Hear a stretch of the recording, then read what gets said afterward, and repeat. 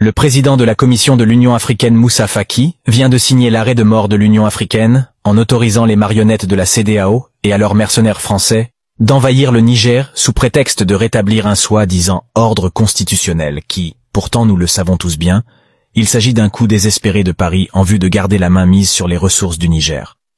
Mais ce qu'ignorent ces terroristes français et leurs marionnettes africaines, c'est qu'il y a en face une force tranquille prête à défendre, une volonté effrénée d'en finir avec le pillage des ressources naturelles de l'Afrique par l'Occident, et en particulier par la France qui vit à 100% de ses anciennes colonies, et qui s'est construite avec le sang des Africains.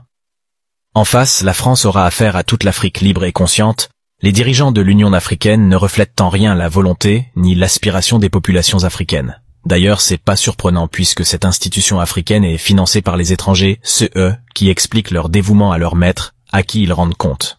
Dans ce cas, voici ce qui va se passer. Les pays libres défendront le Niger, ensuite toutes les marionnettes seront chassées commençant par le Sénégal. La Côte d'Ivoire, puis les autres suivront, et les dignes fils de l'Afrique vont mettre en place des vraies institutions au service de sa population. La France, quant à elle, ira faire un tour à la préhistoire. Que vive le peuple du Niger, mes frères, vous n'êtes pas seuls, toute l'Afrique est avec vous. Nous vous défendrons jusqu'à la dernière goutte de notre sang. Aime la vidéo, abonne-toi et partage.